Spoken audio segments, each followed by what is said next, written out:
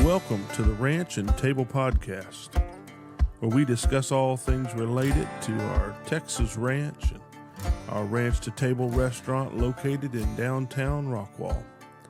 I'm your host, Lee Wells. All right, welcome everybody. Today is another great day with another great guest. And today I have Samee of Samee's Pizza-Getti, Rockwall, Texas, and you better fasten your seatbelts. Because today, my friends, we're going to have an episode. We've been waiting on this. This is one of the most dynamic guys I know. I love it, man. And glad to have you here, man. Good to be here, brother. Good to be here. Sir.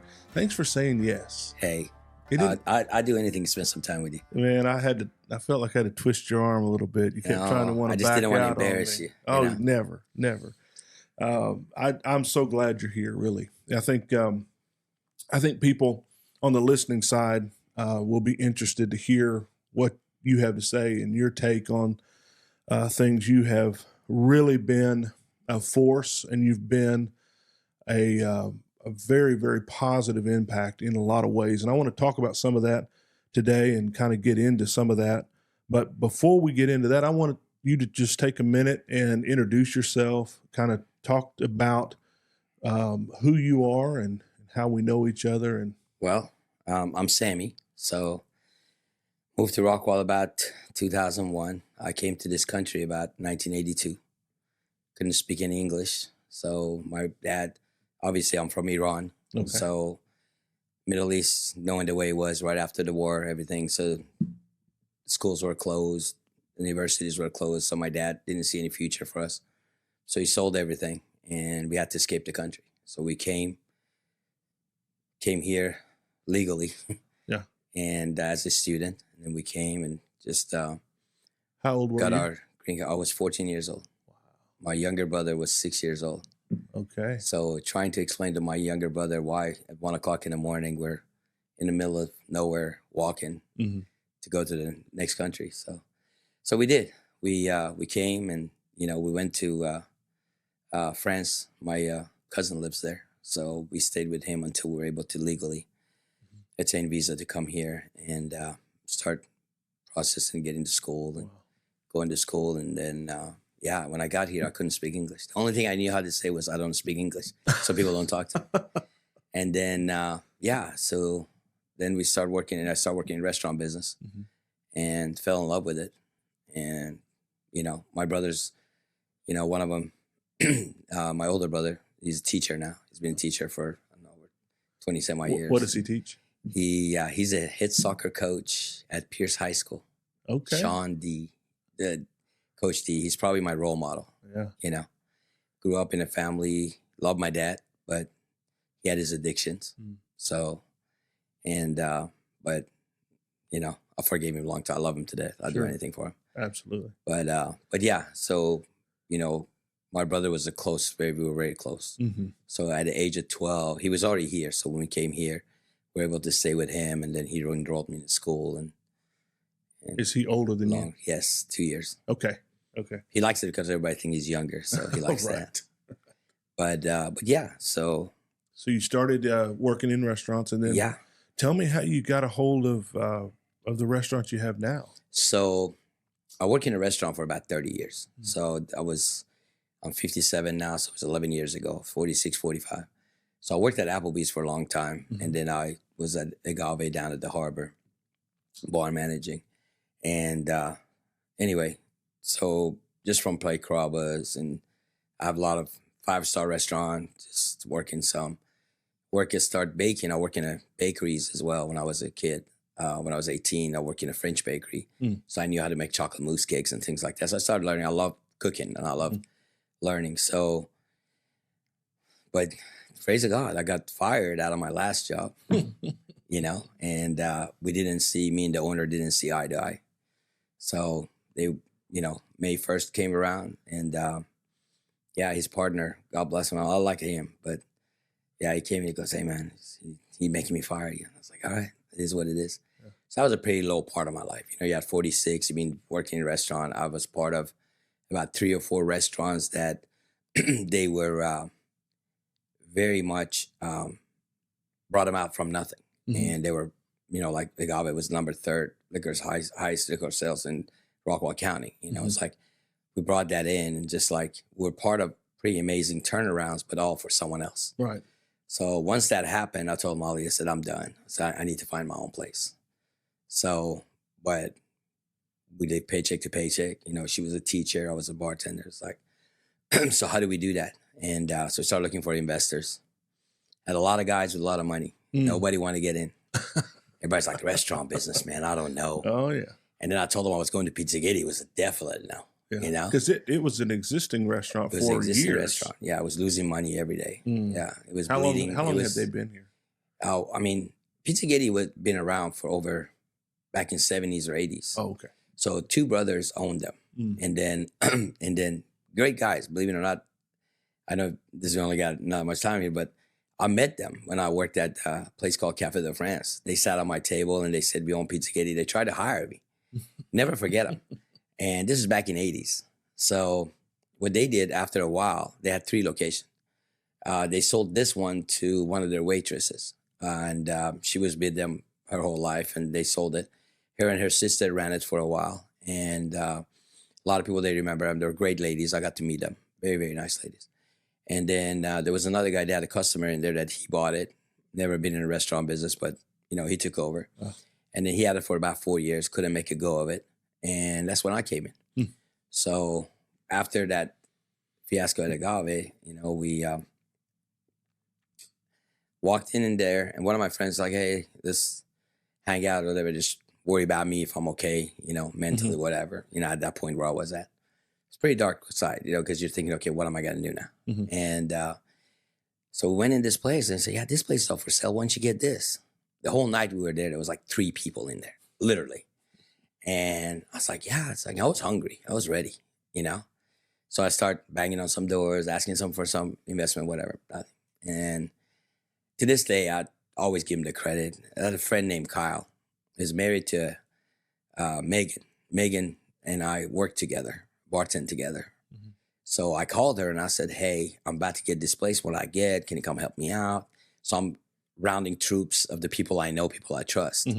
So she's like, yeah, I got you. And so I called her back and I said, hey, I couldn't make a go of it. And I couldn't get an investor. Kyle is hearing in the background. Now remember, Kyle and Megan met at my bar, working at the bar we were working at. And they got married and, they had a child. So we known each other a long time. So he knows me. So he goes, what do you need? So I told him and he's like, yeah, let me come in there. For everybody else, I had a PowerPoint, all that stuff. He came in, it was just last minute. I was pretty down. I was like, I'm not going to get it. So he's probably not going to do this. So he's like, comes in, I'm doing it on a paper, napkin. Napkin, I'm telling him my ideas and everything. And said, okay, that's all I got. But yeah, I'm in. I go, what?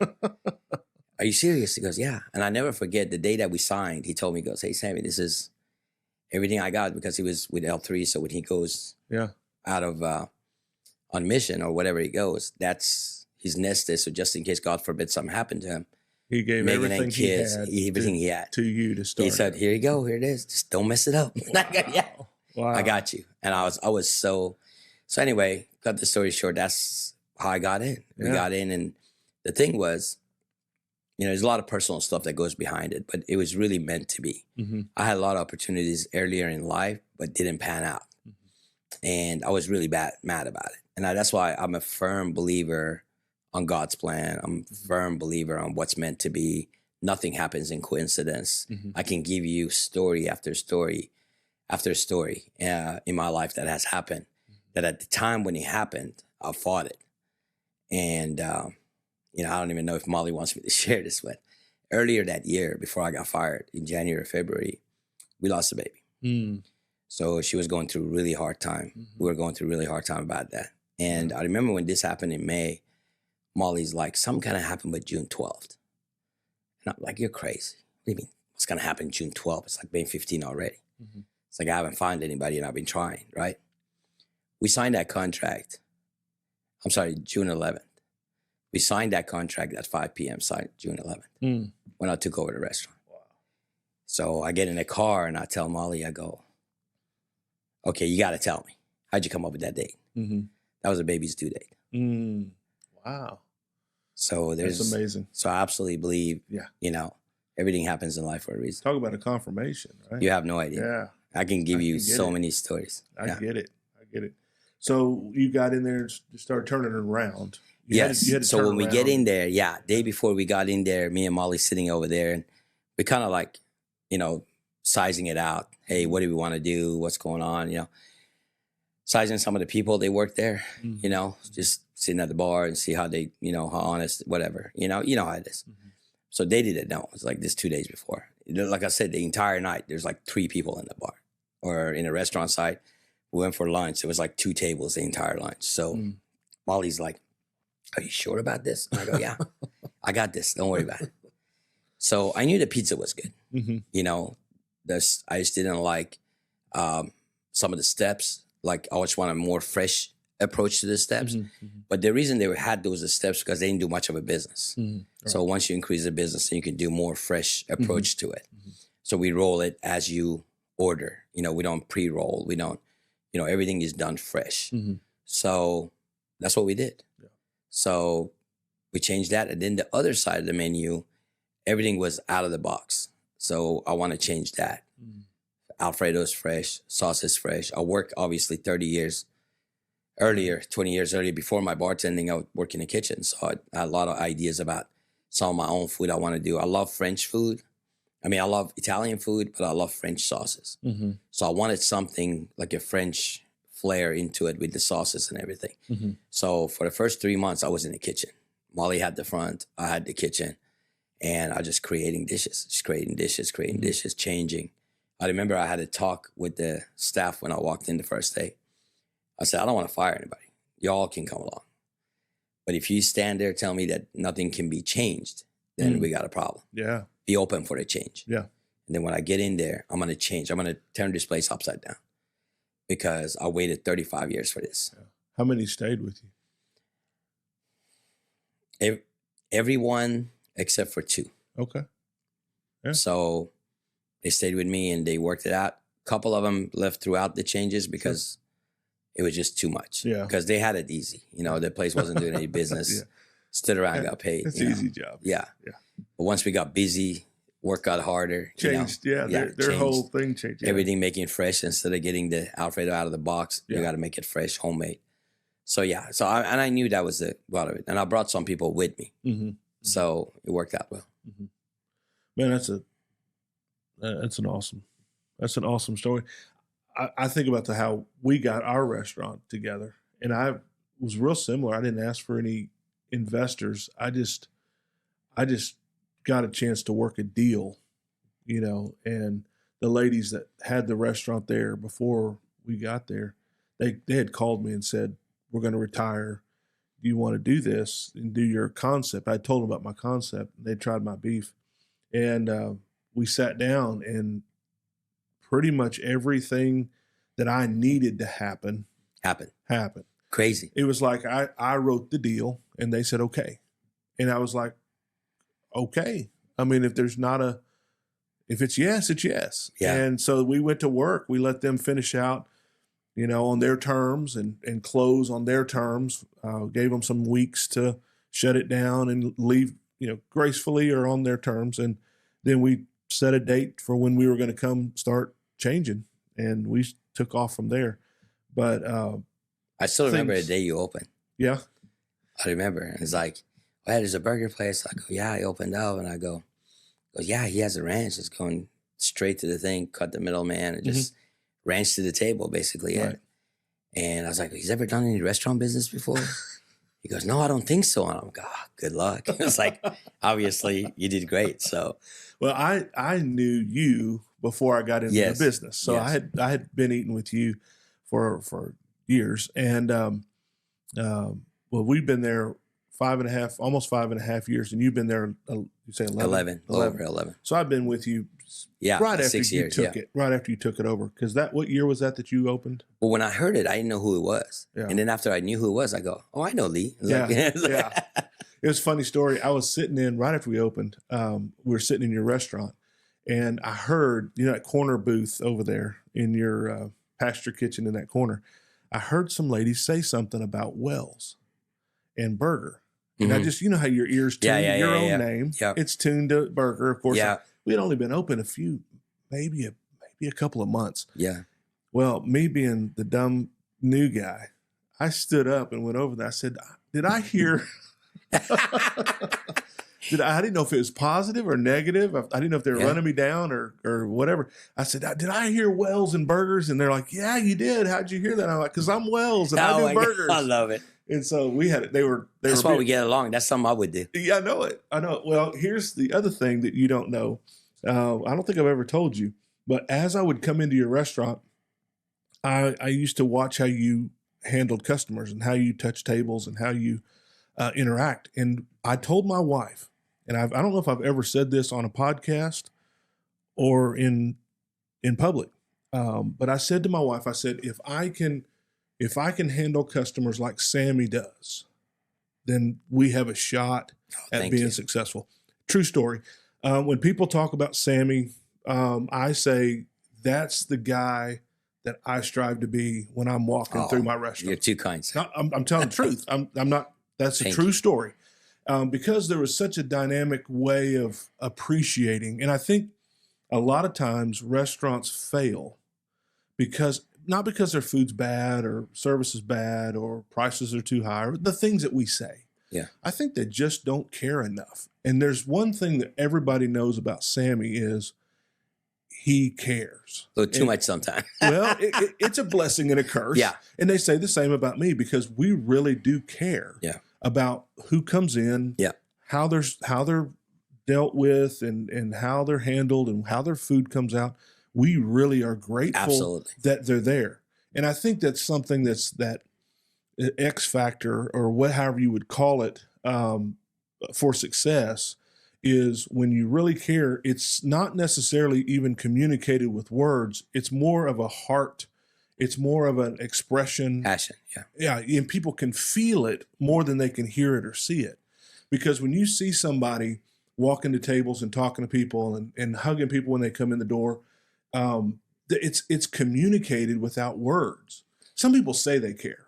You know, what made me fall in love with this business was the customers. Yeah. And this is why I was so good at it. It's the fact that you were able to make someone's day, no matter what kind of day they had. If they came in by a hug, you know, I'm very first one. I never forget that. You know, I was working at Applebee's and all my customers would come in. I would come out of the bar and give them a hug and go back. Yeah. Back then, there was no hug like it is now. Back in the day, you hug somebody, they're like, oh, what's going on? Why are you hugging me? A that weirdo. kind of thing. Yeah. Yeah. And the hug was, I mean, that's to me was like they were family. You know what I mean? Like you spend more time with your customers than we do with your own family. Yeah. A lot of times in this business. Sure. So my thing was making their day. You know, how can we make their day? How can, you know, answer is yes. What's the question? What do you need? Do you have a hard day? And what do you want to eat? What do you want to? Now, you can do that through the food, which is, to me, was like, actually, Pizzagate ended up being perfect because, you know, obviously ambiance from outside and inside. It's an old place. I get it. But people come in, they're not expecting the kind of food that we serve. Right. And not just the pizza, but the others. Sure. So every time I blow them out, blow their mind, they're like, oh my God, this is so good. I never thought. I remember my friends would say, hey, you're my secret place for date night. I go, what are you talking about? He goes, I'll bring my dates. You got to see the look on their face in the parking lot. And then when I get in, what are we and doing? then when they eat the food, they're like blown away. Yeah. And that right there, it absolutely makes my day. So Absolutely. to being able to wow the guests, you know, treat them like family, not just, I would never do good in a 5-star restaurant and I would never want to own one. What I want is just something where people come in 3 times a week. I see their kids growing up. There's some customers that I have, they're like family to me. I've known their kids since they're 5 years old. Right. Now they're teenagers, some in college. You know, they know my family. I know their family. To me, that's restaurant business. You know what's really cool? I told someone the other day, their kid they used to get the kids' meal, and now they had gotten the big burger, right? Yeah. And I said to him, I said, you know what? To your kids, Wells has always been here. Yes. How cool is that? Absolutely. That to these kids that Samee's has always been there. Samee's always been at Samee's, and that place has always been that way. And that's a memory, a childhood memory now that they get to live with forever. And you're the one that, and I'm the one that gets to do that. That's a privilege. Some they came there as a kid, and some work for me now. They worked for me then, and now they're college. They graduate. As a matter of fact, I told you my son. We talked before the podcast. My son had a wedding, and one of his friends, and his friends being, we coached him in basketball. We coached some of these kids in basketball. We had a Pizzaghetti team, and then they grow up, and then they ran deliveries for me. Some of them, they helped me throughout COVID and helped me save my business because all I had was delivery. So they helped me a lot, coming in. And so. And now he's at their wedding, being their best man or being on their bridal party. Yes. Yeah. So cool. You get to really be in people's lives and make exactly. a difference. And that's the key. The key is so fun. You become part of their life. Right. And that's the difference between a mom and pop shop, between us and those big chains. Absolutely. I think also that's why we're in the restaurant more. Yes. Because even local restaurants that don't have a presence of ownership, which even when I'm not there, Mom's going to be there. Yes. Kayla's going to be there. Someone's going to be there with the family, even if I'm out here at the ranch doing something. And so I think that's a big factor as well in a successful business, is even a local business. If the ownership is there, visible, if there's a problem, there's someone to go talk to that cares, that can fix it. You're not talking to just some, young person that is holding down a crew that night. It's personal. And that's a lot of things. You talked about the businesses that make it and they don't make it. And I think the difference is the people that make it, they're passionate about what they do. The people that don't make it, it's an investment to them. Like just you're sitting at the bar, you're like, you know what? I got this extra money. I'm just going to open a restaurant. Not knowing what it takes. And that's why, that's why when you open, I was like, hey, you ever done restaurant business before? But what I didn't know is all the background that you had in working hard, and you're a hard worker. And that's the key. The key is people got to understand the minute you open a restaurant, you married to it. Your wife got to understand that. Your family got to understand that. I remember sitting my kid, Cameron, he's 22 now. He just graduated. And he was only 11 years old, 10 years old. I had to sit him down and say, hey, you're not going to see dad for a while. I'm going to be working. I need 3 years to set this up, or 3 to 5 years to set this up to the point where it becomes on its own. Right. And I never forget, when he was 21, he turned around, he goes, hey, Dad, how's that 3-year plan working? Well, but for the first 2 years, I stayed in there every shift, every day. Oh, I'm there every day. Yeah. I took my first vacation. I think it was for 6 days. It was after 3 years of working 7 days a week, day and night. And I still, to this day, I work a lot of 7 days a week and open in the morning, close at night. I mean, now Cameron is graduated. Now he's that going you've to come got help some me family, out. you're not going to have to do it as much. Exactly. And you got to have somebody there. I'd still be there every day if it wasn't for family. You got to be there though. Then that's the thing. The thing is, you talked about, they're not just talking to some man. It's not even about that. It's about nobody going to take care of your business like you do in restaurant. I don't know. My mom and no. I'm talking about like Tina you don't want to cross them. It's different than his family. But I'm just saying, like, you can put a manager in charge, you'd be fine. Right. And they might handle it for the day that you need off. But in the long run, like my guys, they know, like the way we handle complaints is like anything that happens. If the customer says, hey, I usually have the shrimp fettuccine Alfredo, today is a little bit salty, I need to know. I'll go back there. I check the sauce. I check everything. Right. Every complaint, every comment, I need to know. Because the day you lose your hunger for that, the day that you lose, hey, you know what? I got to figure it out. I'm made. That's the day of your decline. That's start decline. You're right. You can't lose your hunger. I wrote a book, which I have your copy here tonight. Oh, thank you, sir. I wrote in it and signed it. I wrote you a note. Different than anybody else's I've written to. So I feel so privileged. Thank you. So I wrote this little book, and it talks about our journey. It talks about the culture that we have at our restaurant, which is different on purpose than any other restaurant. And one of the things that I talk about in there is, like you just referenced, when there's a complaint, a bad review, they need to hear from me. Yes. I have help. I have a team that helps me on mostly the good reviews because they're easy. Yeah. Hey, thank you so much. and they know my voice, and they know what I want to say, and they're really, really good. Yes. But they leave me the ones where, you know, everything just kind of falls apart. And then I believe, and I write in here, that every review should be replied to, first of all. Me and you agree, but we don't quite do it the same way. I catch some flack on that, but that's okay. Well, my philosophy is, and you'll read in this book, my philosophy is, number one, I'm not writing to the person who left the review. I'm really not. I'm writing to the people who are coming behind to read it.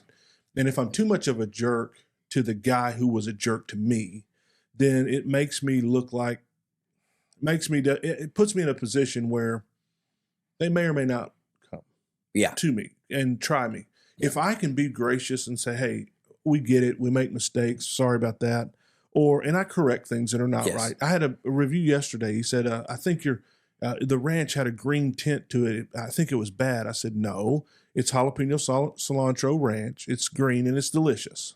There's nothing wrong with it. Yeah. I told my daughter after we got done last night, I said, there is no way ranch can go bad in my restaurant. We go through it too much. Yeah. We make it every day. It can't go bad. Yeah. It's never been in a refrigerator long enough to go bad since we opened. The same here. So that's not a thing. Yeah. Okay, it's green because it's got cilantro in it and it's got jalapeno in it. Yeah. But I had to correct that because he was wrong. And I don't want someone to come behind and say, oh man, they're serving bad stuff. Can't even happen. But at the same time, I got to say, man, I'm sorry it happened like that. And we talked a little bit before, it was an Uber delivery. Yes. And I just told him, man, I can't be responsible for how your lettuce looks when you order it that way. Yes. Because we never build a burger with wilted lettuce. But we don't know what time they picked it up. We're not responsible for the pickup time, or if they made another stop on the way to you to take someone else's food. Yeah. You should never, here's my philosophy. You should never give a bad review on delivery. Yes. Absolutely. That's unfair. I said that to somebody else years ago, and we kind of got into it online, but I told them, I said, if you expect a delivery or to go by the time you get home 30 minutes later after he's out of the oven, and then it's going to taste exactly the same that you would have dining in here. Can't do that. And the person is like, well, it should. You shouldn't have delivery if it's not going to same. I'll go, that's physically impossible. Crazy. Yes. So I got to be honest with you, Lee. The review part is probably what I catch most of the flack for. Because the way I would look at it is, I'm there 19 hours a day, 7 days a week. Mm-hmm. I put a lot into that. I put my entire life into that. Mm-hmm. I waited 35 years to get here. I don't have plan B. Mm-hmm. I don't have some rich dad going to bail me out if something goes wrong. Right. So I treat it every day. I put my heart and soul into it. So when somebody write a review that has no merit to it, you know, like don't sit there and say, oh, they're not going to be open. They suck. And I can't believe this place is open. It's garbage.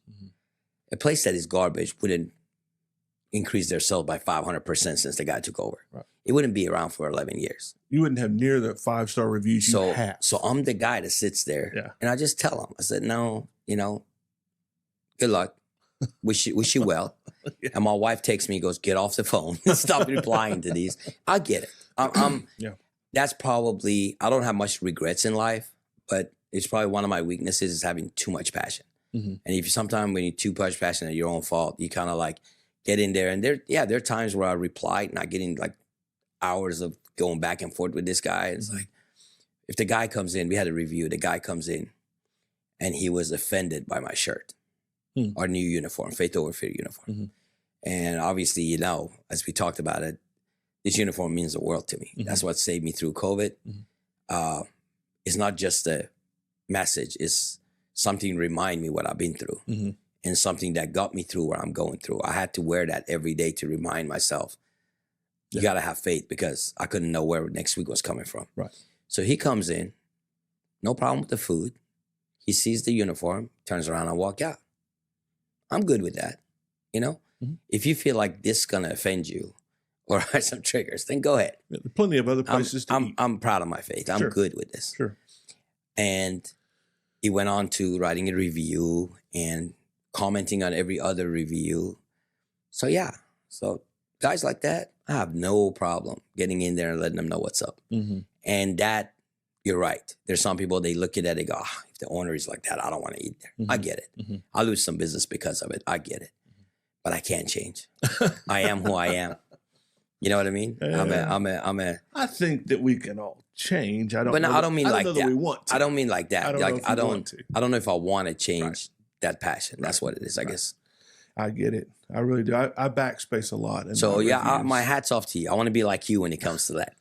I like to start. I backspace. Yeah. I backspace a lot. I say some you stuff. talked about how if you were just half as good as me when you opened up, you'd be fine. Oh yeah. And all the way around, I always envy you on the way you handle those things because you're so calm.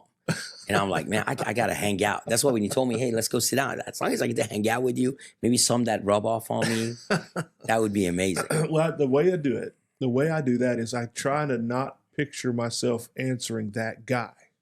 That's a good idea. I answer the people that are coming behind because I want them to come try me. I don't want them to be offended by some misinformation or something Makes that this sense. other guy says. So I try to say, you know what, sorry about that. But then I'm saying, but everyone else come on, give us a try. Look at the other 5-star reviews we got. See, that right here, that teaches you. You could be in a business for 45 years, like I have. Mm-hmm. I can still learn. Mm-hmm. I think that's a great idea. I never look at it that way. I look at it as, wait a second. I'm gonna pop that guy in the mouth for saying it. Well, it's not even that. It's just, they come to my bar, they get cut off. Yeah. And then they go right down a review about the food. They never even ate there. Mm-hmm. So I'm like, there's no merit into this review. Right. So I had a crazy thing happen during COVID. I got online and someone asked me some questions and I gave my opinion, which I will do that. I have opinions and I don't mind sharing them. Yeah. Especially if you ask. Well, they had disagreed with a couple things that we were doing during that time. And we went through a lot during that time. Oh yeah. Oh yeah. Well, some lady got mad, never been to my restaurant, and got a group of people to start leaving reviews who had never been there. See, that's what I'm talking about. That's I can't horrible. stay quiet on that. No, and I didn't. I Okay, let them good. know. I reported them. I also replied to them. I said, "You never even been here." Yeah. If anybody reading this, these guys got upset with me because I said something on a Facebook group. Yeah, political. You know, So, I think that people coming behind would see that and Yeah. see through that. And Yeah. that's really the only way to combat that and win is to handle it like that. Yes. Because if I get into it there with them, then I look like they had merit. Yes. And I try to just dismiss them as much as I can. One of the things you were talking about a while ago was your philosophy on quality and consistency. And I think that's one of the high marks of your restaurant and any good restaurant is Yes. going to be your quality and consistency. And so tell me how you approach that in your business. How do you make sure that your quality stays where it's at and that the consistency of your product stays where it's at? Well, as you know, a lot of these stuff, they're, started with my recipe, right? And then there's guys that they're doing it. And they're human. Sometimes it could get wrong, whatever. To be able to be consistently, number one, the service has to be consistent. Like, if they come here tomorrow, they come here a week after, they come here a month after, no matter which server wait on them, which person answers the phone to get their to-go order, it's got to be consistent. Mm-hmm. It's got to be consistently good. You can't have off time. It just doesn't work. So one of the reasons being there day and night, I make sure that every table is getting waited on. I want to make sure I hit every table. I want to make sure I talk to every guest, give them hugs, realize, okay, you're in my house now. This is not about the restaurant. This is about you're my guest in my house and your family. And that's the way you got to make it feel at home. The minute they feel at home, then that's the key. And that's every, server got to understand that. So a lot of it goes into training. Training is really important. I tell people all the time, there's 5 days for training, but everybody have a different name. After 5 days, if you need more training, let me know. We spend more time on training.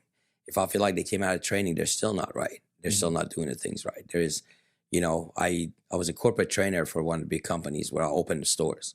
So I remember I used to write their template on the service. And it's like, but it's not about, they call it 10 basic service points. 10 basic service points, basically, you expect your drink within certain time. You expect your greed within certain time. You expect your food. That's not what it is. It's the extra service steps. The times that every time you do it, the guests go, oh, thanks. I meant to ask for that, but you thought of it ahead of time. That's what made me good at what I was. So I knew I had the service down. When it comes to food, you just got to have a quality of people that you trust. And you got to pay attention to the guests. If the guest says something is too salty, don't blow them off. Mm-hmm. Go back there, taste it. Figure it out. You know, there's plenty of times we're human. Mm-hmm. You know, I remember about 6-8 months ago, a guest came in, he goes, and a good friend of mine, he goes, man, I really didn't want to say anything, but that marinara is awfully sweet today. Mm-hmm. And it's never sweet. I eat it all the time. I go, why don't you tell me? And he goes, well, I didn't want to bother you because they feel like, you know, they're friends or they don't want to make me mad or whatever. I was like, no. So I go back there. Yeah, they put sugar instead of salt. It's a simple. Yeah. So we had to throw all that out and remake it. Yeah. But if he wouldn't have told me, right, there would have been hundreds of guests that come through that place, right, or tens of that guests that come would have that marinara and would think that's the taste of our marinara, right, and never come back again. Right. So you got to pay attention to the little details. So yes, as crazy as I get on those reviews, the one that they got married to them, I've been backwards to make it right. Mm-hmm. I have no problem. I mean, like I said, service is my thing. Mm-hmm. That's what so quality, you got to make sure your products you bring is fresh, is done. You know, we were talking about cheese last week. Mm-hmm. Do you remember that when you came in? You know, the average pizza cheese in an average big corporation, they pay $1.10, $1.05 a pound. Mm. Ours is $2.55. So don't sit there, tell me my pizza that's not a good quality, because we buy 1,000 pounds of cheese every single week. Mm-hmm. Go through 1,000 pounds of cheese. Right. Just imagine I could easily save $1,500. And I saw your podcast on, we're talking about quality and cutting cost and where you don't cut cost. Mm-hmm. And I absolutely agree. Mm-hmm. It'll bite throughout the years, I've had so many companies come to me and says, hey, this is the same cheese, same amount of milk, same amount of thing. Right. And I'm like, all right, let me try it out. I go, no, that's not it. The texture is not right. The thing is not right. It's not going to happen. Yeah. Because one thing I'm not going to change is the quality of the food to save money. So saving $1 a pound would save you $1,000 a week. $1,500 a week, $6,000 a month. Trust me. And you're like, it's not worth it. No, not worth it. Same exact thing with us. Same thing. I tell my guys, you are not allowed to downgrade a product if they don't have it. Yes. Do not do that. We have 3 suppliers. You go to the other supplier, yes, and you get the same product that we're approved for there, and then you buy it from them. If you got to buy 15 cases of something for them because of that, you just have to make it work. Lee, I'll do out of order. Yeah. I don't have it. Yep. I would take the item off the menu before I change the product. Mm-hmm. Not going to happen. In COVID, when a high labor went out and high thing, that's what everybody did. Mm-hmm. And I'm not talking for other restaurants, but we all know because I talked to the vendors. We know. Vendors would come up to me and said, hey, you know, I know you getting killed on the cost on these because they're going crazy, but we have this product. Everybody else switching on that. I go, I'm not switching. Mm-hmm. So what are you going to do? Perfect example. We used to serve this 8-ounce center cut choice filet. Mm-hmm. Do you remember that? I remember. Cook it in the oven, pizza oven. Never been heard of. And I had it cooked a certain way. We take it out. You could cut that thing with a fork. Yep. And the minute that steak went up to $50 a pound, I was like, we can't make any money on this because I was selling it. This steak in a Bob Chop Steakhouse. It's 6 ounce of it. We were selling 8 ounce. It's $50. We were selling it for $29.95. Mm-hmm. Why? Because my projection for this restaurant was to have a bistro, to have a family restaurant where families could come with their kids and they can afford it, can come 3 times a week and not feel like, oh my God, I'm broke. Right. And all of like 24-ounce salmon, $24 salmon, 6-ounce salmon everywhere else, we sell it for 15 or 16. Mm-hmm. So there's a reason for that. It's not because I don't like money. It's because I want it somewhere where it's not a destination.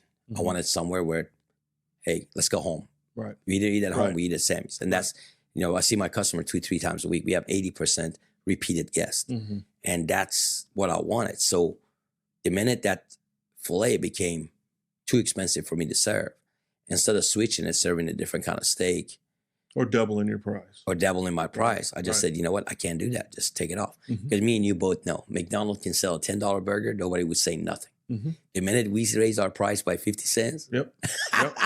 And the other thing is McDonald's can mess up your order every time you're in there. Yeah. And nobody leaves them a bad review. Exactly. And they keep sitting in that drive-thru doing it again. Yes. But they say they'll never come back to my place. Exactly. And I don't understand that, but it's the truth. Yeah. It is absolutely the truth. I wanted to ask you this. The philosophy that you have about service and customers feeling at home, you have a sign Yes. when you walk into your Maya. dining room. Yeah, Maya. Angela. Yes. She's in the book. Is she really? That Amazing. saying is in the book because I picked that up from your wall. Wow. Before I opened my restaurant, and Thank you. it sits in my thoughts. If people don't care what you say and what Yeah. is how you make them feel. That is our mission statement. Yeah. So when we put that up, I told Molly, I said, that's restaurant business. Mm-hmm. People might forget what you say or what you do. Mm-hmm. They'll never forget how you make them feel. Mm-hmm. And that's what we're in the business of, how we make them feel. Yeah. And that's our mission statement. When you come in here, we want you to feel at home. We want you to feel like a family. We want you to just be more than blown away by just service and the food. We want you to be blown away by the way you're treated. Mm-hmm. And it works. It works. It works. Yes, absolutely. If we were to give, you and I were to give a talk or give some advice to a new restaurant or someone that was opening up, I think that would be probably the number one thing. Yeah. Wouldn't you say? When I opened up, I had never opened a restaurant. Yeah. So my mom and dad had a restaurant when I was young for a little while. A tornado came through our area, took out the building, couldn't get the lease going again. They were going to destroy the building and not rebuild it. So we were out of the business, mom and dad. But when they were in that business, mom ran the front of house, dad ran the kitchen. Back of house. Yeah. So I had that in my pocket. Mom knew how to run front of house and knew how to run it well. And then I had my Aunt Tina. She said she would help run the back. Got a lot of the desserts and stuff like that. She still does. They're amazing. And thank you. So I had never run a restaurant, but I had that in my pocket. And I had the concept of, if I can make people feel the way I like feeling in that chair, whenever I sit down in someone else's restaurant, if I can make them feel like I like feeling, then, and if the food is good, I have to be successful, because there's so few places that feel that way.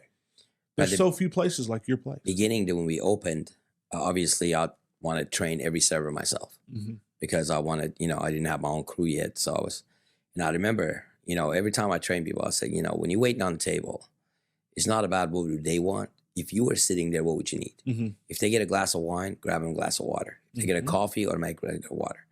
When the drink is half full and they're halfway through eating, most likely they're going to need some more. Absolutely. So don't say, would you like some more Pepsi? Just go down and bring it. Exactly. Just bring it. Just put it down. Don't even ask. Anything you do on the table that makes the guests go, oh, thanks. I meant to ask for that, but you thought about it ahead of time. Mm-hmm. The minute they think that, the minute they know that, that's a service I'm looking for. Yep. And then, yes, conversate with the guests, but don't stay at the table too long, mm-hmm. because your other guest's going to feel neglected. Mm-hmm. So you got to be able to balance that out. Right. So there's this, people always think waiting tables is just waiting tables, but there's an art in waiting tables the right way. Absolutely. And not art of 5-star where, oh, you do this, you do that, but art of how you make them feel. Mm-hmm. If they left and they just said, man, that server was good, that's it. Yeah. If they don't mind leaving a big tip, then you've won. If they struggle to leave a 15% tip and they're just barely able to write that number down and they're grimacing as they're signing their check, that person didn't do a good job at all. And that person typically had to ask for every refill, had to ask for napkins, had to ask, just had to do their job for them, basically. Lee, I waited tables and bartended for 25 years out of that 36 mm-hmm. in the restaurant business, and 47 now. But one thing I never worried about and I never looked at is what tip they left me. Well, you wouldn't have to. You don't have to. Not if you do a good job. If you do yours, your attitude is good. You're smiling. Yeah. You're making them smile. You can feel when a customer is happy. And this is why my people always make fun of me. So I can look at a dining room and I can tell you what the problem is within 2 seconds I walk in. Yeah. And I can tell you, okay, what's going on? Hey, what happened on that table? And they're like, what do you mean? I go, that person doesn't look happy. What's going on? I can see it in their face.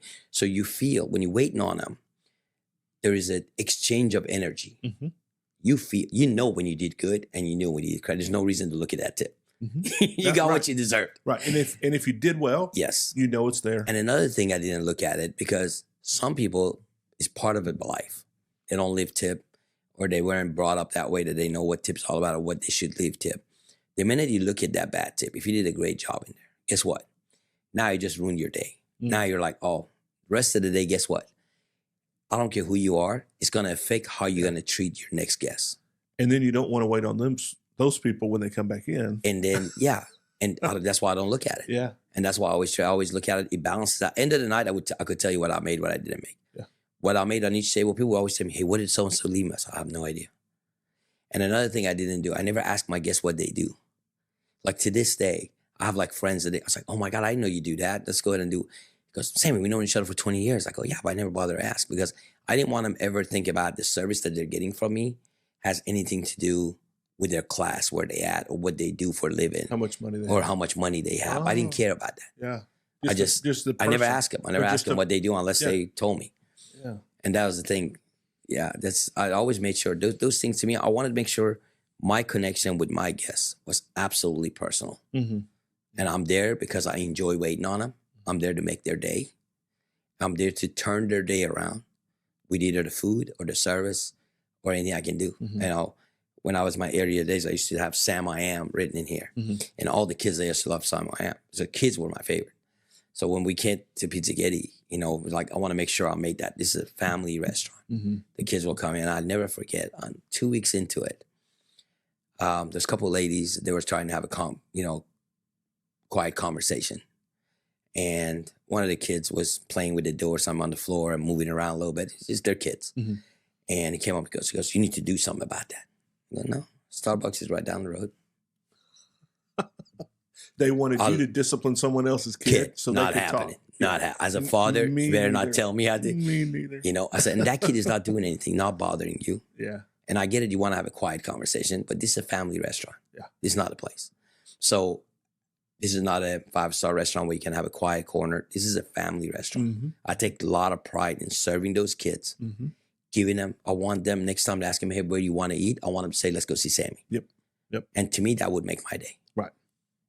One of the other things that we do, and I've not looked at your menu, but for this, but we keep our kids menu really reasonably priced. Yes. So that families of 2, 3, 4 kids can still come. And I love seeing it when they bring, I have one family that comes in and he's actually a pretty well-known influencer. I won't say his name on here. He's well-known guy. He has, I think, 6, 7, 8 kids. I mean, a whole family. Yeah. I mean, a whole big table. And he says, my kids would rather come here than Nick and Sam's. If I give them the choice, you want to go to Wells? Yeah. You want to go to Nick and Sam's? Wells every time. He can bring his family in, which money's not an issue for him. Yeah. But he can bring his as many kids as he has, and they can all eat, get everything they want, and it's not a 5-star restaurant. So ours, one of the things I want to make sure with my meal that I did, in a lot of places you go in there, like they have a kid's meal and they're much more smaller. Mm-hmm. And that's what they do. Mm-hmm. So I want to make sure the kids had enough to eat. Sure. A lot of times when you come get the chicken fettuccine Alfredo in my place, you're like, oh, that's a kid's item. I'm like, yeah. And we started, I believe, 12 years ago, it was $5. Now it's like $7. Mm-hmm. That's it. Mm-hmm. So you can get chicken fettuccine. Most of mine are $7. Yeah, same thing. Yeah. So we want to make sure that they could afford it. Yeah. They could bring the 4 kids in there and they don't have to pay $15, $14 the entree. Or how about those places that you go and they say, we don't have a kids menu? Oh, really? Yeah. So my kids aren't welcome? Well, see, they're sending a message. They are. It's not a family restaurant. Very clear. Right. And the other thing we do is every kids meal, you pick the protein, it comes with fries, drink, and fruit snacks. And so, man, you would think when you said kids want to say, I want to go to Samee's, kids say, I want to go to Wells. It's amazing how powerful those fruit snacks are. Yes. And that little brand on their little burger and stuff, they just love it. You know, they can't wait to come back. So those little things matter. Absolutely. They really do. And then the pricing matters because those parents are having to. It's getting harder and harder, especially these day and age, mm-hmm. especially in the last year or so. It's getting harder and harder to go out and eat out in the restaurant if you have a family of 4 or 5. Mm-hmm. So you want to make sure you're at the place. Like there's sometimes I even go to the kids and I said, hey, you like what do you like? You like mac and cheese pizza? I'm going to go make you mac and cheese pizza. You have that? that's a secret menu. I got you. Right. Just make it for you. Right. And I go back there and just make it feel special. I remember very first when we opened up, I used to do a thing because I made some of my own desserts back in the day, and I just got too busy. But I would go to the and say, hey, are you the big brother? They're like, yeah. They would have a brand new baby. And I said, it's tough to be a big brother. So I'm going to have to get you a dessert just for you being a big brother because you know it's a big responsibility. The parents are all going over there and that kid is like, yeah. And that's, to me, connecting with that kid is why I love what I do. And when you I'm not doing it for any catch. Right. I'm not trying to hook them. That's nothing to do with it. Right. I'm just doing it because I love that interaction. When you connect with that kid, by default, because those parents love that kid, you're now connecting to the parents. My favorite part of my restaurants to this day is when this family walk in and the kids just run into me, give me a hug. I love that. That's like, because especially if you had a bad day, I'm telling you, Lee. It's amazing. I'm like, how did you know I needed that hug? I think kids do know. They do. I really do. Yeah, I really think they understand.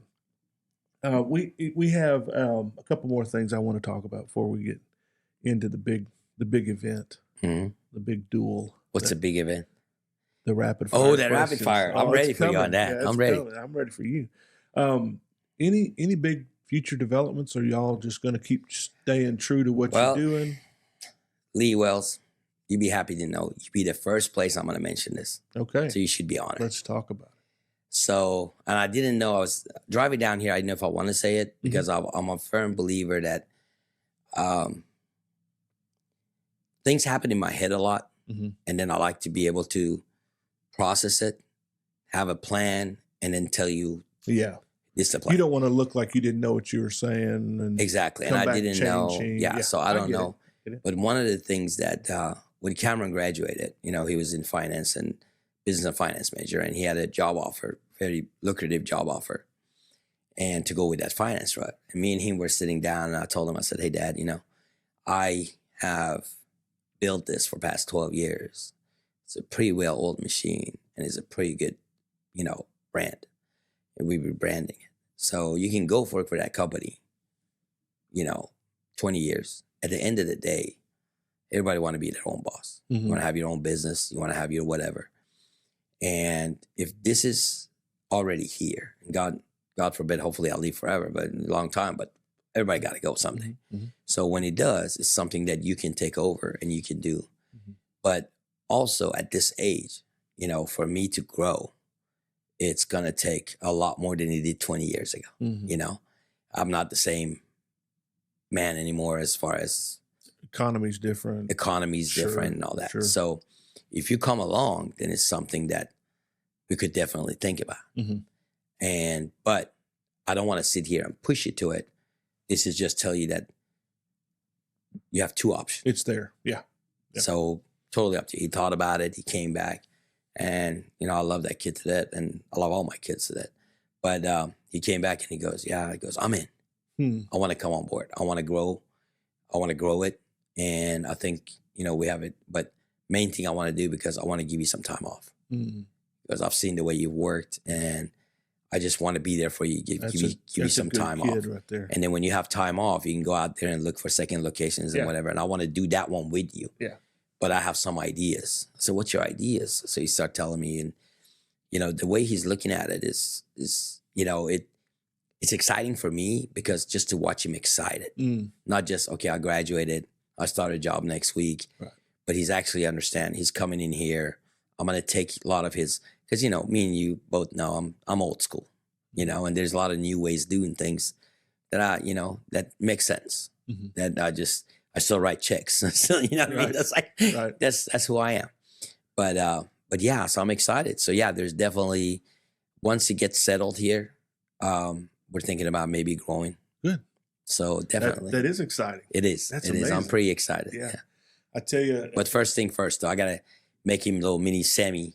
Got to make sure he's trained. I got to make sure, I got to make sure he gets it. I think he does for the most part. He gets it, because you talked to him plenty of times. Gets it. Yeah.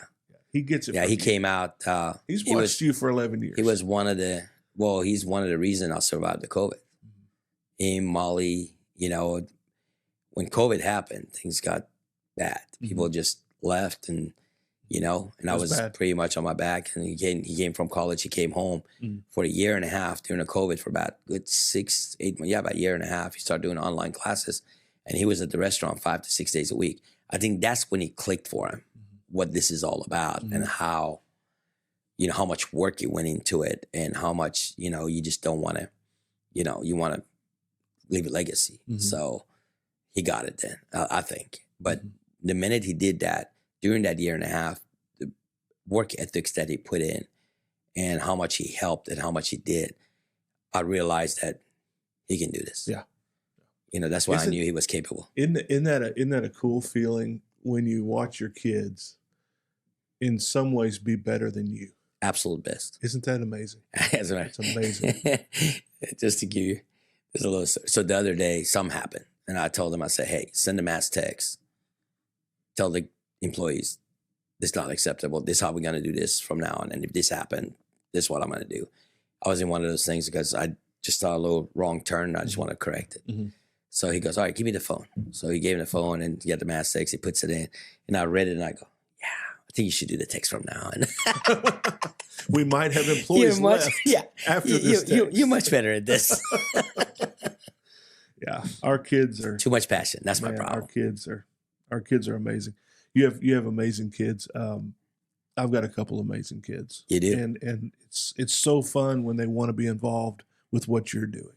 It's I mentioned the video company that I had before, and some of the best memories that I have of Kayla and we would travel out, being on the road. Be on the road together. I watched the podcast. Yeah, I know. And and for her too. Yeah. And that's cool. Because of course I enjoy being around my kids, but when your kids enjoy being around you, it's priceless. It's crazy. There's nothing like that. Because there's a time that you get in there, you're like, I'm no longer cool anymore. They don't want to hang out with me no more. Right. We're old. Yeah. And but and they're all good though. It's like my daughter's great. Connor, first year in Oklahoma State, he's doing amazing things. Good. I mean, I'm proud of all of them, but Cameron is at the point where we just see eye to eye and as a man. He's stepping into man a role. To man. Yeah, he's no longer my son. He's just a man that I talk to. And we see eye to eye. His growth and his maturity level. Usually I'm very picky. Like if you tell me, hey, somebody gonna come take over something that you work so hard for and run it. I'm very controlling. I'm very picky, but you have to be. He showed me he can do it. Yeah. Yeah. That's exciting. So maybe another location someday or something. We're looking. That's awesome. About 6 to 8 months it's going to take him to get grounded. But, and then once that happens, then I'm about to have, a couple of days a week off. Not a lot. I'll still be there every day, but just a couple of days a week off where I can go look around and start searching. The location have to be perfect. So, because the better the location, the less work and money it takes to get it going. So. That's awesome. Well, thanks for sharing that here. No, I know, right? First time. Oh my God. First to hear. He's going to kill me for saying something. No, probably. He's excited. I know. I should have told him I was going to bring that up. But hey, it is what it is. Yeah, he's going to be excited. I'm talking to a friend. That's what happened. When you put me with a friend, I'm an open book. I like it. I like that future development. Let me ask you just one more question, and we're going to get on to the fun stuff. I want to tell you this story. I have a friend he lives in Mississippi, but he was raised in Mesquite. And every time he comes to Dallas, he has to come across the lake and have a hamburger pizza at your place. Wow. Every time. And he awesome. says, and I hope this doesn't offend or I hope this isn't a bad thing. He said it's the closest thing to the old original Pizza Inn pizza. Is that? Why would that be offensive? I mean, I'm asking. Did he love that? He loved it. Then that's it. But is yours similar in the crust or something? Or? No, ours is cracker crust, and that's one of the things that people always, because we have a lot of people they move from New York or California or whatever. They want a certain. And I love them to death. I got a lot of good friends from New York. It's all good, but they expect the New York style pizza. Right. New York style pizza is very, very thin. You pick it up, it kind of bends and all that. And the Chicago is deep dish. Right. Ours is somewhere in the middle. It's a cracker crust. It's not going to be really thick. It's not going to be really... Now, we can make it extra thin if you want it thin, but the crust itself when you bite into it, it should be just like a cracker, just like a cracker crust. So it's not going to be something that's going to be chewy or soft or things like that. It's delicious. So yeah. So people usually always tell me, hey, this reminds me of so-and-so. I hope you don't get offended. And I'm like, did you love it? Then that's it. I'm good. He has to come across the lake every time he comes to Dallas. That's compliment time. He's got to have. I got people coming to me and said, even from Chicago, they come, or from New York, and they come. Not much in New York because they have a different kind of pizza, but a lot of people in Chicago go, oh my God, this is so good. And I live in Chicago. If you live in Chicago or New York and you tell me you love my pizza, that's like a double whammy because I know you know your pizza. So yeah, and pizzas are different, just like hamburgers or Mexican I get food. All the time. People is like, there's no good pizza. Sam, I don't know why people think Sammy's is good. I go, listen, I don't cook in New York. This is not New York. Right. We're in Rockwall. Right. They love it. So we're good. You've got enough business. Exactly. It's good enough. We're good. Well, I like it. The rapid fire is one of my favorite. It's one of my favorite. I know. I've been watching. I love it. It's a challenge. I hope it's a challenge. I hope I can answer. We'll see if it's a challenge. Well, what I do is I let the guests go first. I let you start and ask your first question, and I'll do my best to answer it. Then I'll ask you. So my first question is: it's supposed to be only 5 because I had to stop at 8. So it's You ready? only 3. All right, let's do it. Only 3. 3 questions. All right. Pick your best 3. Okay. Number 1 bucket list, a place you like to travel to that you haven't. That I haven't. I've traveled a lot. I have been thinking that I would love, and the girls were talking about the other day, would love to go to Italy and France, Greece. I'd love to see those things that we've seen through television and pictures, and I would love to see Italy and ride whatever the boats are called. I forget right now, but I would love that. I think that's somewhere I would enjoy spending a couple of weeks, not just a couple of days. Mine is Italy. I would love to do it. All right, you ready for your question? I'm worried now. Go ahead. If you had to pick one walk-on song, like pitchers have their walk-on song whenever they're coming out, that represents who you are, what's your song?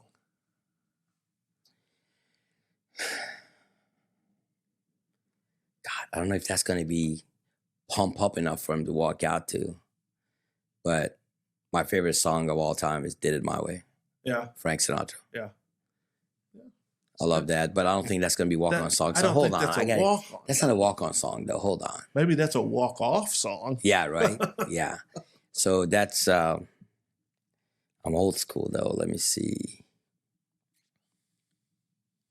I have a picture in my head of what era it's going to come from, but I'll. This is how we do it. Oh. This is how we do it. Okay. This is how we do it. So I like that. I was completely wrong. I would have thought it would have been 80s rock, but 80s. Yeah, it's 90s pop. Who knew? I know. I don't know. But what you got for number 2? All right. Let me do. If you have to go back and relive one day, entire life, you get to relive that one day. Which day would that be? Wow. And why? One day. Just relive one. Relive one. You get a choice to pick one day out of your life that you get to go to relive it. You have to pick a day that was the most static day of your life. So let me just lead up and waste time by saying I have lived a great life. I have done a lot of great things. Got to do a lot of fun stuff.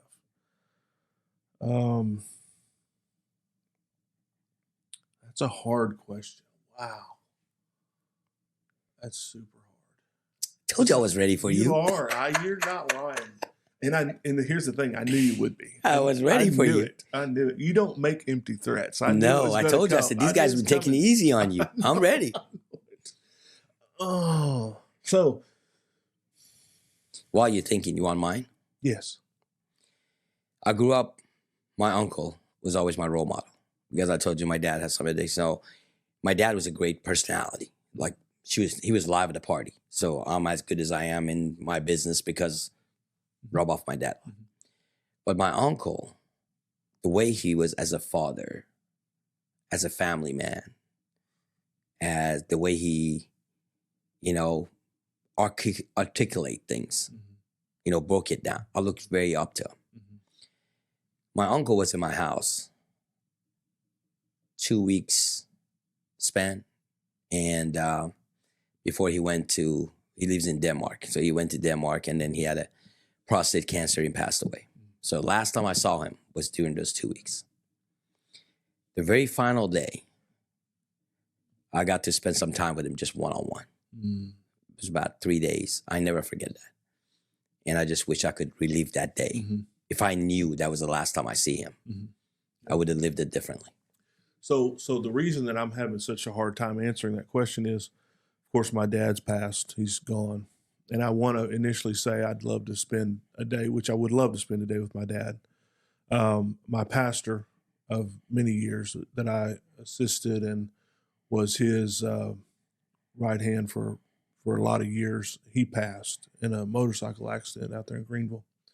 And I would love to spend a day with him. I wouldn't. I think the thing is I don't care what the day was or the activity Yeah. was. I would just like to spend a day with those men, and we could just sit in a chair and drink coffee. And that's it. We don't have to go skydiving. See, I had to leave that day. Yeah. I spent that morning with him. I had to go to work. Mm. And I didn't come home until about 12:31, and he was asleep. And then he flew out the next day. You should have just stayed home that day. Stayed home. Yeah. That's what I would relive. That's a tough one. I know. Good. Told you. All right. All right, your turn. Here's yours. If you could create a new national holiday, what would it be? Grandparents' Day. Okay. A day where everybody's off. School's Everybody closed. spends time with their grandparents. Day that you go to your grandparents Hmm. and you spend a day. Like you have Mother's Day, you have Mhm. Father's Day, but you don't have a Grandparents' Day. That you just celebrate grandparents. I like it. I think we need that. I like it. All right, my turn. Mm-hmm. Fill in the blank. Okay.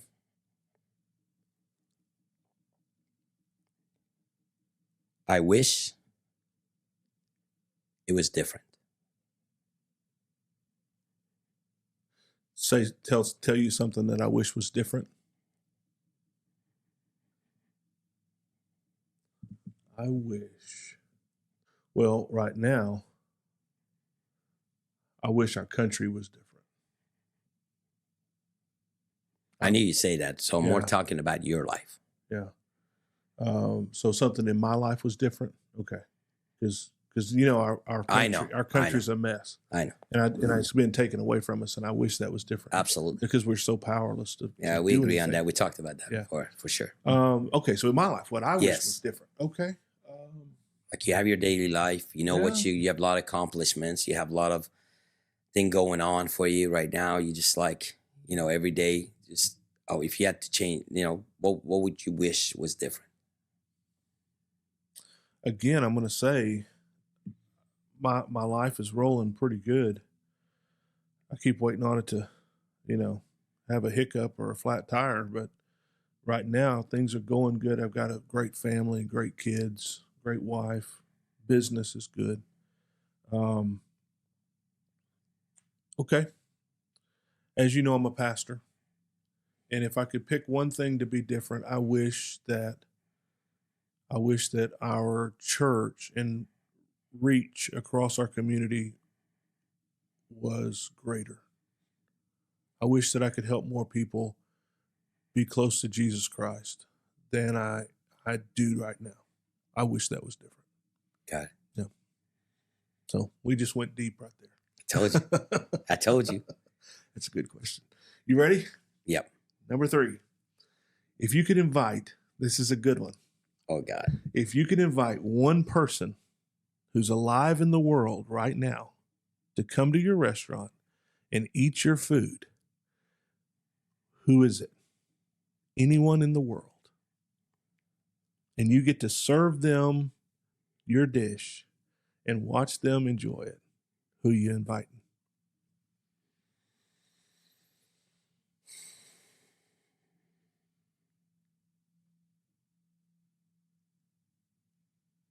Got to be alive. Al Pacino. Really? Okay. I'm not crazy about Chef Ramsay's of the world or John Taffer's of the world. I'm with you on that. I don't. That's a good answer. Yeah, I feel like Al Pacino, huh? Yeah, it's like we joke around with my customers all the time. We're like, you know, John Ramsay got, you know, whatever, John Taffer or Chef Ramsay got nothing on me. It's like, you know, their, you know, track records, whatever, put it against whatever. We joke around all the time because I believe that the person that you invite and you would be blessed to have him and serve him. Mm-hmm. It'd be an honor. It's got to be an honor. And it's got to be someone that is great person. I don't know those people, and I don't know Al Pacino, but one thing I do know, he's one of my favorite actors ever. So if he ever walked in for someone that I've watched in a big cinema my entire life, Godfather to knock everything, you down with the pillow. Oh my God, that would be such an honor to serve him. That would be an honor. That's a great answer. What about you? One person. Yeah, I'm with you. I'm not real big on the celebrity chefs. No. You know, we were in Vegas this last summer and went to Ramsay Burger, Gordon Ramsay. Yeah, Burger. I know. I saw that you made a post. And he needs to come talk to me about beef. he needs to come talk to me about beef. His beef doesn't even compare. Well, that's a way to turn the tables because I just wanted. I'm curious. I know. Who am I going to invite to come sit down at our restaurant? See, that's such a good question. I hadn't even thought about it for myself. I know. You got to think about it. Like, who would be like you walk in and you get excited like a 10-year-old? Yeah. I think.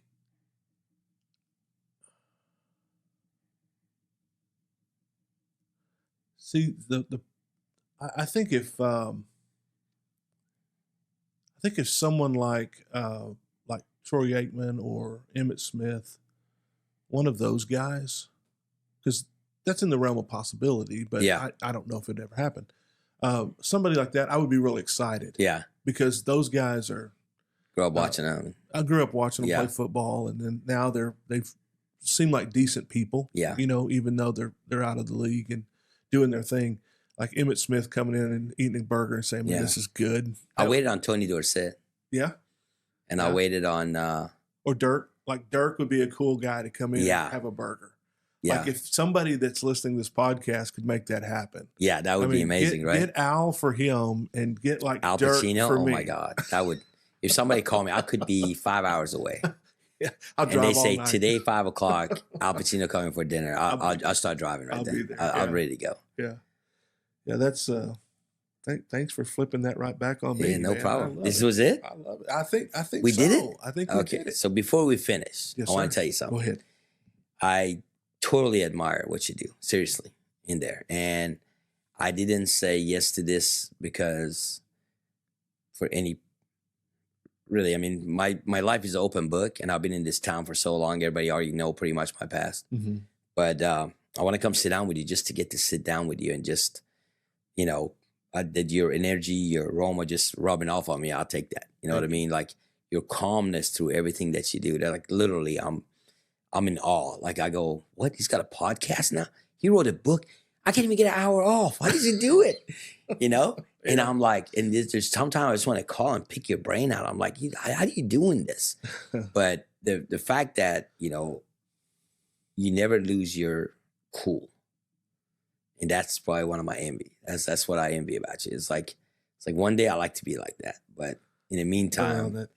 That's the nicest thing anyone said to me today, for sure.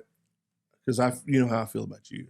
Thank you. And I feel the same. I have, what I started out saying earlier is absolute truth. I learned a lot from you, watching you before I ever opened the restaurant. So I appreciate you saying that. I tell you one thing that does help me stay somewhat level. Grounded. Yeah. Is I have good help in my life. Yeah. I have good people who I trust to do things for me that I don't have to be there. I was there 2 years straight, like I mentioned earlier in the restaurant. And the fact that Kayla's in the kitchen and we have a good team back there, those people, they know what they're doing. They have your back, yeah. They know. If I get a bad review, I share it with them. I'll say, "Hey guys, look at this. Let's see Yeah. what's going on. Fix this." But I can do that without being offensive to them because Yeah. we're on the same team. Having mom present, Tina present, and then I go in on. I'm there every Saturday. Sometimes during the week I'm there, but and then out here on the ranch, I've got a guy that's a godsend. I mean, he is an amazing guy, amazing human being, young guy who he takes care of things without me having to ask. I don't even like. I'll check on him and I'll say, "Hey, did you get so and so done?" He's like, "Yeah, I did that yesterday." Or That's awesome. Did you do this? He's like, "I'm on my way to do it right now," and I don't have to worry about it. So that's part of how I can do like write a book or. And the other thing is I felt, and I don't know if I've said this out loud or not on the microphone, but I felt called to do this. I felt inspired to do this. Like I felt like if I could do this, then maybe it would help somebody who's struggling, who doesn't understand what they're doing wrong, or they don't understand what they're missing. Like they're working hard, but they don't have a Samee in their life to say, man, customer service is paramount. They don't have some of the experiences that I've had traveling around Absolutely. the country. I traveled for 7 years speaking, and man, I've sat in a lot of nice restaurants, a lot of hole in the walls, a lot of specialty places, and I had my eyes open, I had my ears open, I was paying attention. Not that I was going to be a restaurant owner one day, but it sure paid off. Yeah. And so if I could put this culture into writing and maybe somebody hear it, Absolutely. if it could help somebody double what they're doing and have a better crew and whatever. Absolutely. I don't know. See, that's one of the things that I don't think we talked about. I wish we had enough time to talk it. It's the calling. Mm-hmm. To me, that's huge. Mm-hmm. And I didn't get that until I got to Pizzaghetti. Mm-hmm. When I got to Pizzaghetti, and I thought it was all about me. Mm-hmm. I've done this for 35 years. I deserve it. I worked hard. It's mine. It's ready to go. And I remember when we did the first fundraiser. We did it for a friend of mine that was in a car accident on July 4th. And never done a fundraiser in my life for 35 years. Mm-hmm. Never had done it. Ended up being one of the hugest fundraiser we done. And I remember the night when everything was over. You know, I was counting the money to give it to the wife or whatever. And I was by myself, just me and, you know, whatever. And just getting everything together and just kind of reflected. And I realized that moment why I am where I'm at. Yeah. And I realized right that moment. That's why when people say, oh, thank you for doing this. Thank you for doing this. And I'm like, no, it's all in his name. Mm-hmm. It's because I realized at that point, Pizzaghetti was just a vessel. Mm-hmm. It's a platform. Because the way I felt that night mm-hmm. when I accomplished, I haven't felt in 40 years. Mm-hmm. Yeah. And every time we do something like that, you know, we done, and I don't want to, I'm not doing it as a brag, I'm saying like your Christmas hurricanes, stuff. the Christmas angels, you know, we done, you know, the hurricane in Houston, mm-hmm. you know, like 16 trucks loaded mm-hmm. with product in 3 days. Mm-hmm. Yeah. It's unheard of. Mm-hmm. So throughout the years, I mean, I love what I do with the restaurant, but that's the means to the end. Mm-hmm. And the end would be when I hear the calling. And I get, you know, we both do, I'm sure you do too. You get, you know, hundreds of emails and asking for help here and there. And, you know, you obviously pick the ones that they speak to you. You feel the calling. Mm-hmm. I'm really big on that. Yeah. Really big on, you know, when you feel the calling and you go all out. And then when you're done, you see his work mm-hmm. and you see how y'all came together and you realize there's no way this would have came together without his help. Right. Or without him approving it. Right. And then when you're done, when you're sitting there, when you're done, when you just did it, you just got back from Houston, you just delivered 16 trucks to the place that just got robbed and they were serving about 200 people that don't have homes or whatever. And then you get home and you sit and you let it sink in and you realize there's definitely more to life than that restaurant you run. Right. You know what I mean? Absolutely. So I do. That's the calling, like that calling that you say, that, you know, to write a book or, mm-hmm. you know, to a podcast or, you know, to serve a meal. to the one in need or sending some food, whatever, and the minute you're done, it's not, and yes, throughout the long, I got a lot of flack a lot of time. People was like, oh, I did it because, Mm-hmm. I had other alternative, but in my heart, with me and my Lord, Mm-hmm. I know the reason. Right. He knows the reason, and that's all that matters to It's me. almost like we have a responsibility to give back Yes. what we've been given. Yes. And we're supposed to be, I think we'll be judged not based on what we get, but what we do with what we get. And Yes. how we give back and how we help others. And I think that's what it's all about. And, you look back It and is. you go, I could have, I've been in this business for 12 years. I should be much more, like when COVID happens, I think that's when he hit me. I was like, man, we've been in this business for 9 years. I should have been a have little more in bit the bank. more, Yeah. I should have been ready for this. Yeah. But then you don't think about it at that time. But then when you get through COVID, you realize, now I did just fine. Mhm. Everything just fine. We was going to keep doing just fine. Even through the COVID, Yeah. there's so many stories when I was on my lowest. Mhm. The guy would call me up and he says, hey, let's go tomorrow, serve. I remember Molly walking up to me and going, you know what the problem is? He says, we haven't done something in the community lately. Mhm. You need to go get lost on that so you can forget about what you're going through. Mhm. And I remember we served this elderly community, and nobody was going there. Nobody was visiting them. We didn't have the money. We didn't have the resources. We had to worry about what we order. Guy called me out of nowhere. I mean, I'm telling you, Lee, never met the guy. He's a good friend of mine now, but he goes, are you Samee? And I go, yeah. And he goes, and he tell you his name is Sean, and his name is Sean, but he called me, he goes, yeah, I like what you're doing. I'm seeing your videos and everything, the message you're putting out there about faith over fear and all that. I want to help out. I want to buy some pizza. Let's get the list. Next 50 people come tomorrow. They get free pizza on me. And I go, well, I'm glad you called, but about an hour ago, I had an idea. Call me at 9 o'clock. First, I hung up on him. I said, hey, man, I don't have time for these jokes. And I hung up because I thought he was joking. He called me back, goes, dude, I'm serious. I thought it was a prank. And I go, do I know you? He goes, no, I don't know you, but I'll call you at 9 o'clock. So he called me at 9. And I told him my idea. So if you're going to spend that money, instead of getting 10 people that come in that you don't even know, let's make some pizzas and deliver it to the elderly homes. Mm-hmm. And he goes, oh, I love it. Here's my credit card number. I go, you kidding, right? He goes, no, put it on that. I got it. So obviously I'll charge him the cost, but still. Yeah. So we get this out and we start to hand that out. And then later on, they send me those pictures with the signs. First hot meal they've had, I don't know, 2-3 weeks that it's been from outside. Nobody can go visit them. They're pretty much bunkered down. Right. And right then I realized, hey, I'm focusing on the wrong thing here. That's where faith over fear was created right after that. We didn't have that.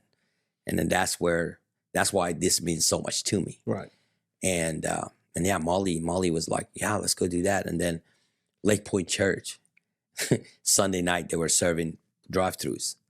And we're like, hey, we want to serve some pizzas there. And he goes, you serious? I go, yeah, the pastor is a good friend of mine. He's like, because yeah, he goes, the youth pastor. And he goes, all right, yeah, we can do this. And are you sure about this? And I go, yeah.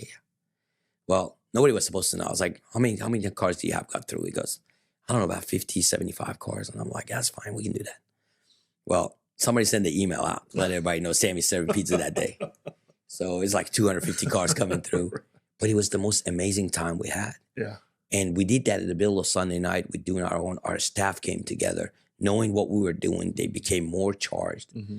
And we survived it. Mm-hmm. We served over 300. And that was, we're like, how are we going to pay? Nobody sat down and said, how are we going to pay for this? Right. How are we going to do this? How are we going to be able to do that? It just comes together. Mm-hmm. I just can't explain it. Right.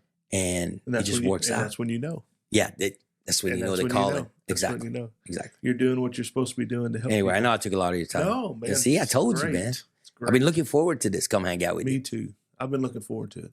I'm glad you said yes, and I'm glad you did it because tonight or today, this talk, I hope it inspires somebody that maybe they're trying to figure out why life feels empty, why it doesn't seem fulfilling, and I think you just spoke to it. If we're not giving, if we're not giving back, if we're not involved in the community, if we don't have people in our life that are appreciating what we're doing, then we're missing so much.